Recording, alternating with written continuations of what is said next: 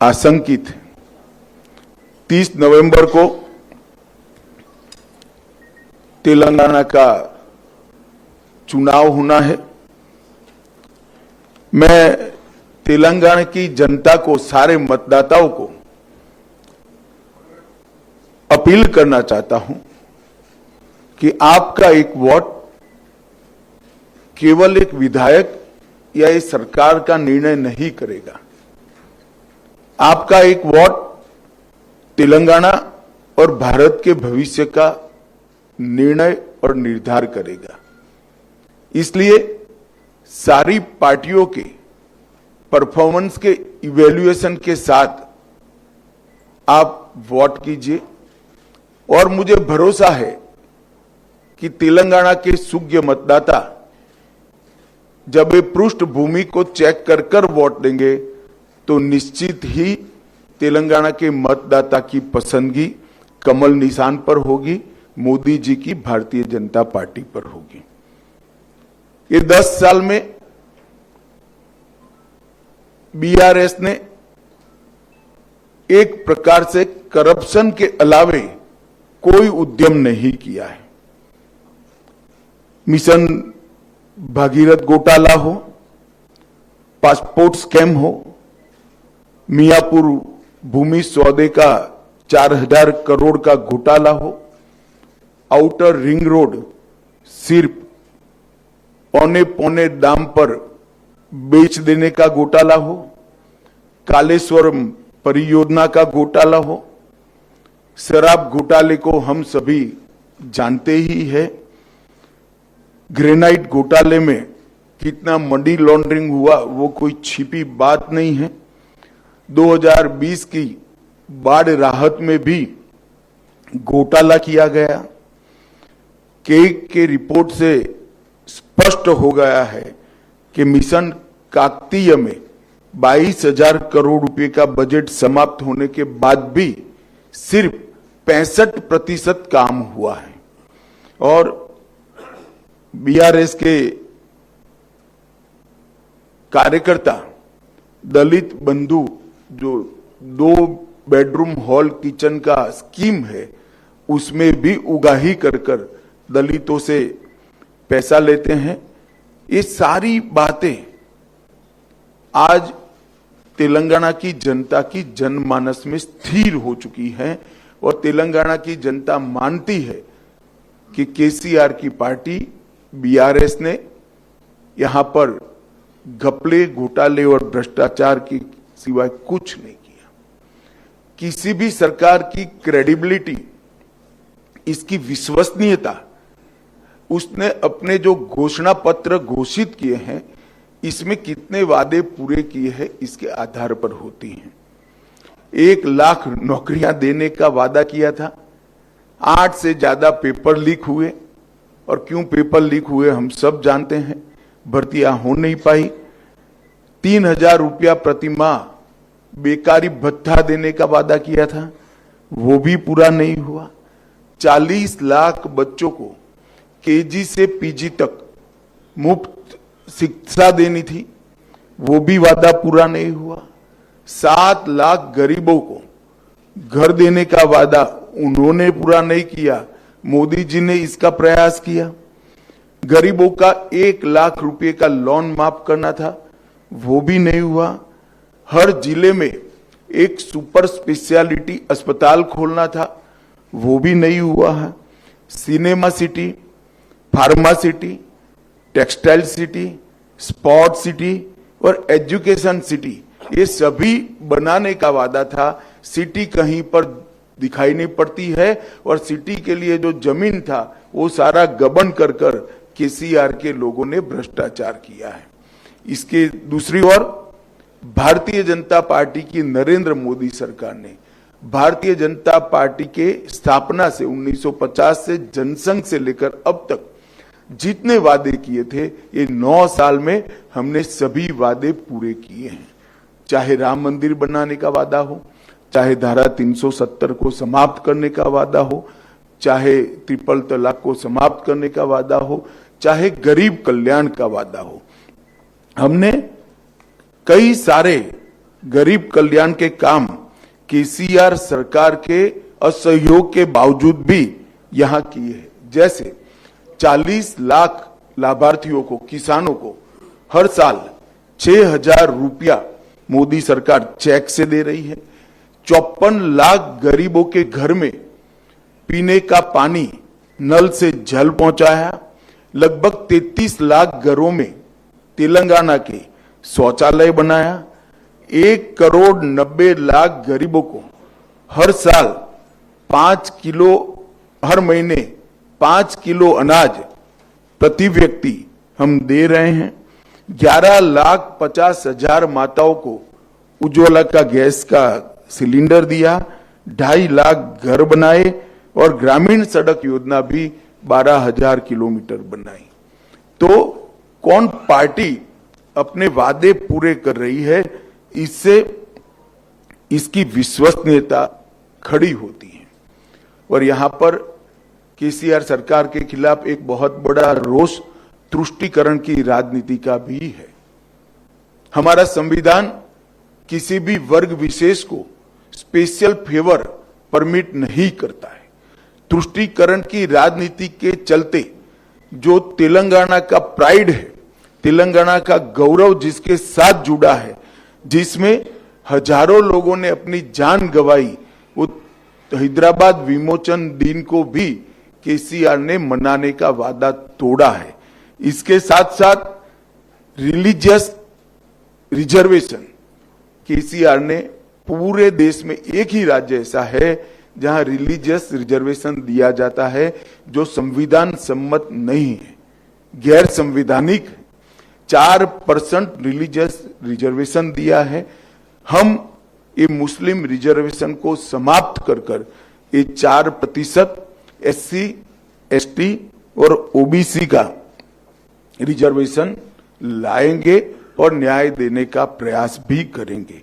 मैंने कभी भी ऐसा आदेश नहीं देखा है। तेलंगाना सरकार के गृह विभाग ने मीडिया को आदेश दिया कि दंगों में अगर आरोपी अल्पसंख्यक है तो इसका नाम मत छापिए। दंगे दंगे होते हैं, नहीं छापना है तो दोनों कम्युनिटी का मत छापिए।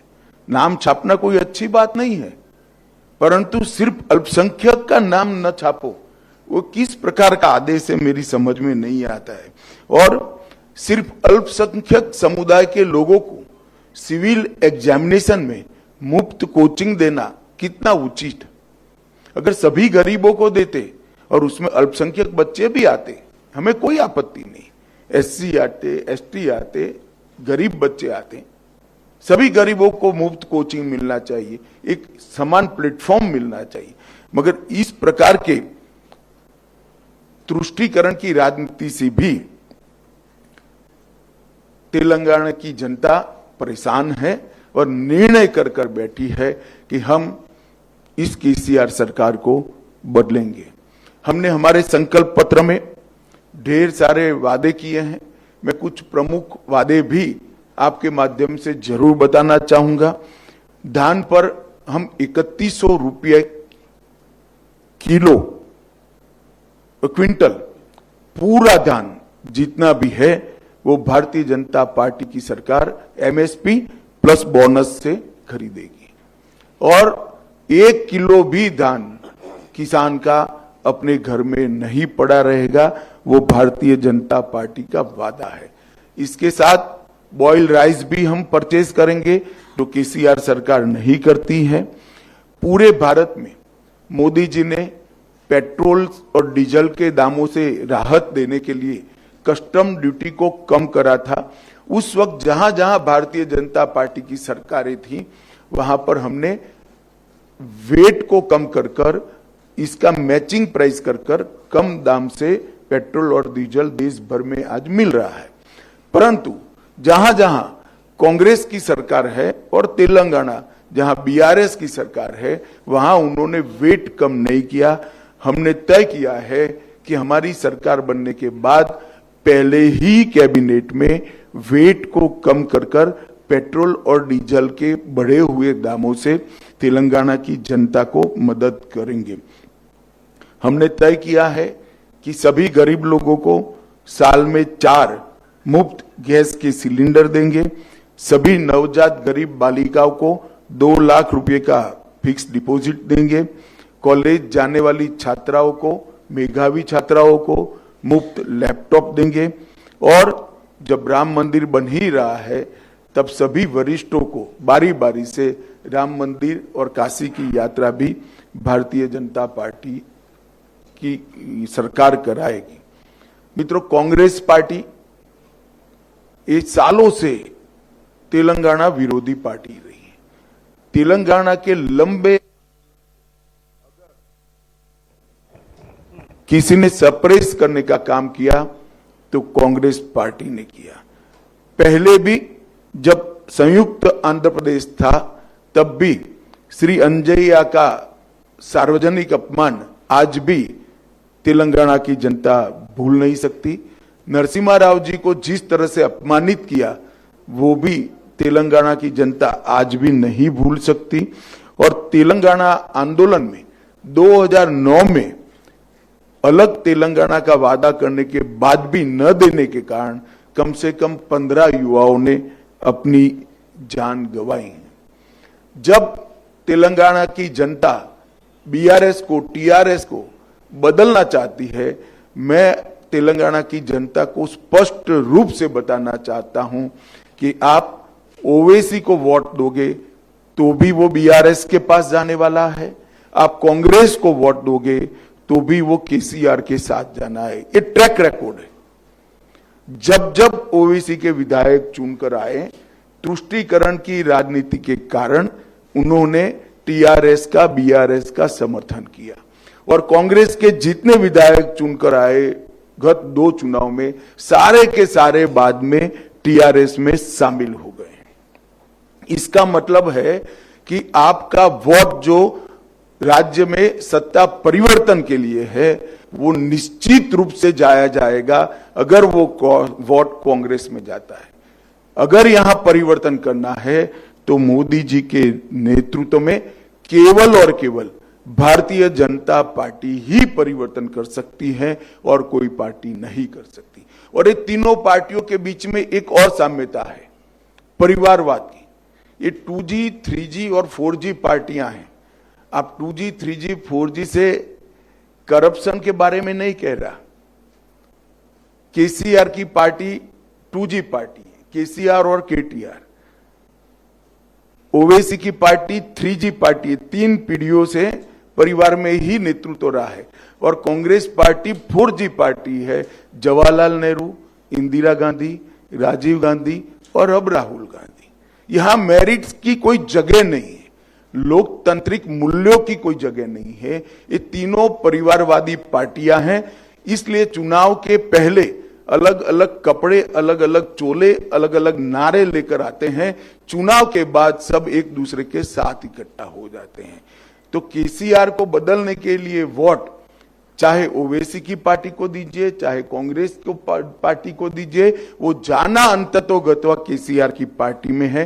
अगर आप भारतीय जनता पार्टी को मौका देते हैं तो हम तेलंगाना के आंदोलनों के सभी शहीदों का स्वप्न पूरा करने का काम भारतीय जनता पार्टी करेंगी। विगत 9 साल में मोदी जी ने तेलंगाना के विकास के लिए ढेर सारे काम किए हैं। 10 साल में 2004 से 14 कांग्रेस पार्टी ने संयुक्त आंध्र प्रदेश को डिवोल्यूशन और ग्रांटिंग एड के 2 लाख करोड़ रुपया दिया था। मैं आज कांग्रेस के नेतृत्व को सवाल पूछना चाहता हूं, इसका जवाब दें। 10 साल तक केंद्र में सोनिया मनमोहन की सरकार थी, इन्होंने 2 लाख करोड़ रुपया संयुक्त आंध्र प्रदेश को दिया। हमने 9 साल के अंदर अलग तेलंगाना को 2.5 लाख करोड़ रुपया दिया है। इसका मतलब लगभग 3.5 गुना पैसा भारतीय जनता पार्टी ने प्रोरेटा तेलंगाना को दिया है ग्रांटिंग एड और डिवेल्यूशन के। इसके अलावे 2.5 लाख करोड़ रुपया अलग अलग योजनाओं में दिया है। राष्ट्रीय राजमार्ग का निर्माण हो 9 वर्ष में लगभग डबल किया है हमने। इसके साथ railways, Vande Bharat express train 1 शुरू हो चुकी है, 3 शुरू होने जा रही है। 1200 करोड़ से ज्यादा हैदराबाद मेट्रो के लिए दिया है, 8,000 करोड़ से ज्यादा हैदराबाद और बेगमपेट हवाई अड्डे के विकास के लिए दिया है, और मोदी जी ने अभी अभी 900 करोड़ रुपया समक्का सरक्का सेंट्रल ट्राइबल यूनिवर्सिटी के लिए दिया, और हल्दी के किसानों के लिए एक वैल्यू चेन एस्टैब्लिश करने के लिए, एक्सपोर्ट तक की वैल्यू चेन एस्टैब्लिश करने के लिए हमने नेशनल टर्मरिक बोर्ड को स्थापना करने का घोषणा किया है। हमारे संकल्प पत्र में हमने ये भी कहा है कि तेलंगाना की भारतीय जनता पार्टी 100 करोड़ रुपया खर्च कर टर्मरिक की मेडिसिनल वैल्यू को रिसर्च करने के लिए एक रिसर्च सेंटर बनाएगी, जिससे टर्मरिक का पूरे दुनिया में उपयोग में बढ़ावा हो सके। इसके साथ साथ भारतीय जनता पार्टी ने 2 महत्वपूर्ण निर्णय लिए हैं। माड़ीगा समाज को जो वर्षों से अन्याय हो रहा है, तो हमने तय किया है कि एससी रिजर्वेशन में माड़ीगा समाज को हम वर्टिकल कोटा देकर उनको प्रोरेटा सीटें मिले, उस दिशा में हम आगे बढ़ेंगे। और इसके साथ साथ हमने तय किया है कि केसीआर ने भले वादा खिलाफी की कि दलित मुख्यमंत्री बनाने का वादा 2014 में किया था, खुद ही बन गए, अब बेटे को बनाना चाहते हैं, मगर भारतीय जनता पार्टी ने तय किया है कि हमारी सरकार बनने के बाद हम बैकवर्ड क्लास से मुख्यमंत्री बनाएंगे। ये वादा हमने तेलंगाना की जनता को किया है, और इतनी बड़ी संख्या में जो बैकवर्ड क्लास है उनको हम न्याय दिलाने का काम करेंगे। अंत में मैं आप सभी के माध्यम से तेलंगाना की जनता को